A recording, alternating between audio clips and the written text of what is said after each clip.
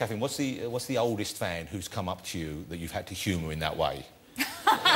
We talking someone in their 20s now, in their early 30s? No, they run the full age group. The full age group. Men of my age come up and... Yeah. And they send me pictures of themselves. Do they offer to show you their homemade sonic screwdrivers, that kind of thing? I've had quite a lot of people in Dalek costumes on their beds. I mean, I don't mean I've had them. I see. I mean, pictures of them have been sent to me. So they've made a costume. What, the Dalek is asleep on the bed, or...? Well, as I recall it, it was on the bed, and this bare-chested man was emerging from it. Oh, I see. Yes. Which is nice. I've always wondered about Daleks. Do they sleep standing up like cows, or is there a kind of device, do they lean on the bit of the front and just lean forward? Has anyone ever explained that? Or I don't know. Do they worry about bedhead? I don't know. Yeah, you would think something. OK, let's have a look at the clip. And if you didn't see it, I'm telling you, look away now, because it would be a spoiler, but I'm sure every Doctor Who on the planet has seen the final episode already of David Tennant. But here we are. This is Catherine in action. Say goodbye to the freak, Grandad. Donna, get out of there!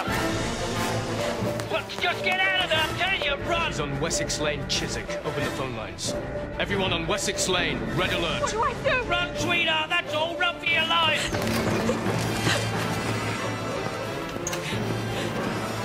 There's more of them.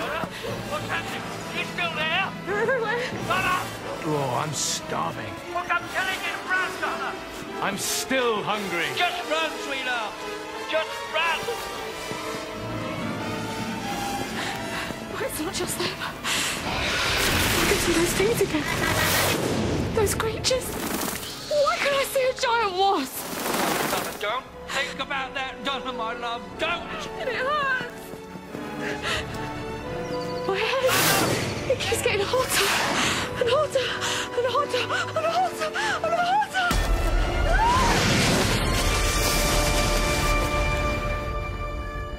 What did I...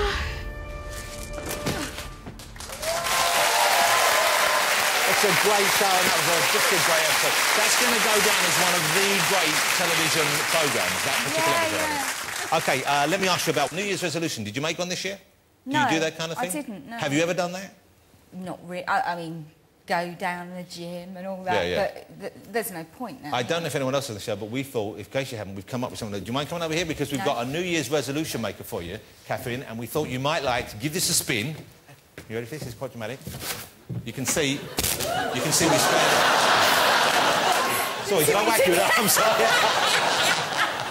Right, OK, let's come over here. Lovely assistant just got walloped. This is a random resolution. We should have called it Generator, shouldn't we, for you? If you want to spin the first one, this will tell you what you're going to try. What do you mean? I spin it like that? Just give it a spin. I'll go around there. You go. OK. That's nicely done. Thank you. Right, so this is you. I must. You must. Give this one a spin. Could you spin it that way? Yeah, you can spin it any way There you want. Go. I must gorge on. OK. This is going to be... I'm not going to have to do it, Well, you're going to have to give it a try for us, I think.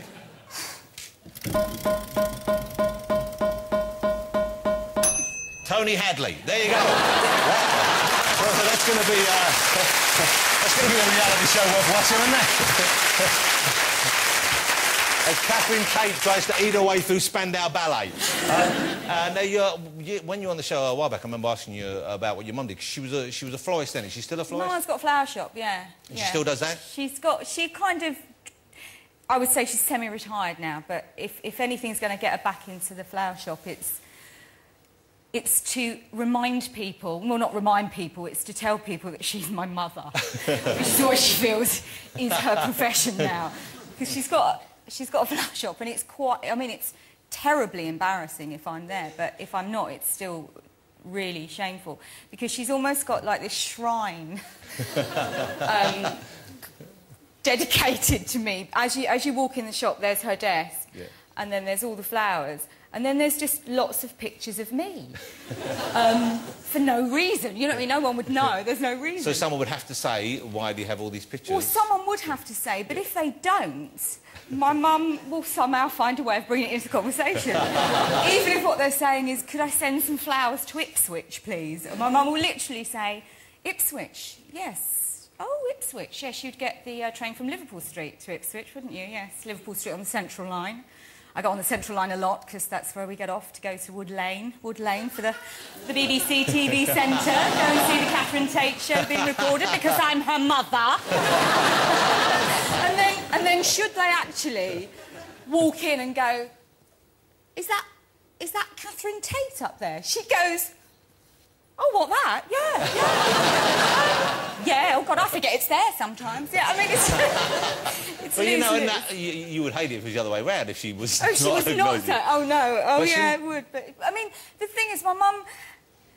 I think she's very proud and quite surprised it's all sort of happened. Well, you say surprised. Why? Because it took a while? And I think she... You know, my mum was always very... When I said to my mum, oh, well, after drama school, nothing really happened, so I'm going to go and do stand-up. My mum... I might as well have said to my mum, I'm going to walk the streets as a prostitute. Because she was mortified that I would be doing stand-up. And this is just because she wanted you to be an actress? Yeah, well, no, she didn't... Oh, no, she didn't particularly want me to be an actress. She really wanted me to be a florist, I think, you know. But, and the fact that I wasn't... My mum always thought that if I'd have gone out when I used to do stand-up, when you do stand-up, you start out doing stand-up, you're doing it in old smoky old...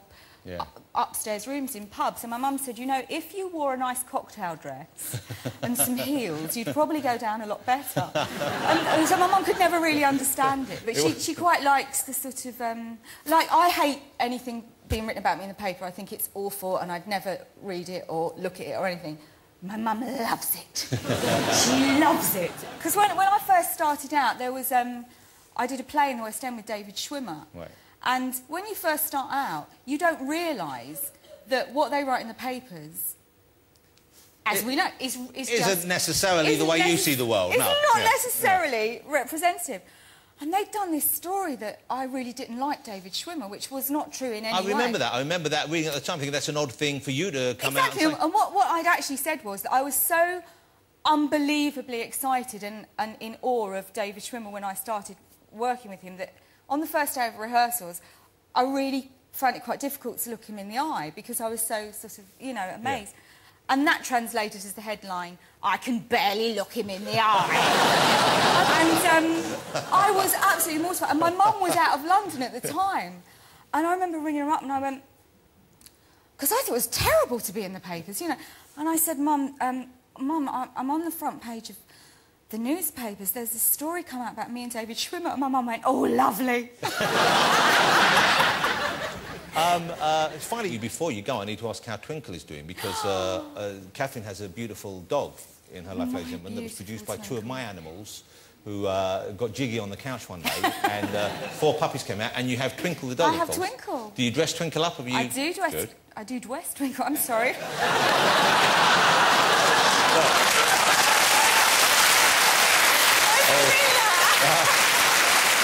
Yeah. It's just I heard you were going and I thought there might be a slot. You'll miss it when it's not there anymore. How great to have you back, ladies and gentlemen, the one and only Catherine Tate. Thank you. It's so nice to meet you. Catherine Tate.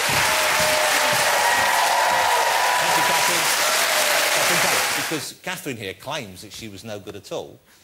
She said that she used to sort of skive off that. You could teach Catherine even? I could teach anyone Catherine, to dance. come out here. I'm very good. I've taught a lot of people to dance. Yeah. I got Elton John moving. Well, you taught Freddie Mercury as well, didn't you? Freddie Mercury. And he was a very good dancer on stage as well. He's brilliant. What about Ray? Brilliant. Could you teach Ray a move or two? Yeah, I'd like to teach Ray a move or two. Ray, do you... yeah. It's never too late, he says, checking his watch. Let me ask Catherine Tate and, of course, Arlene Phillips. All wonderful guests, so thank you for being here. Next week, I'm delighted to say we've got one...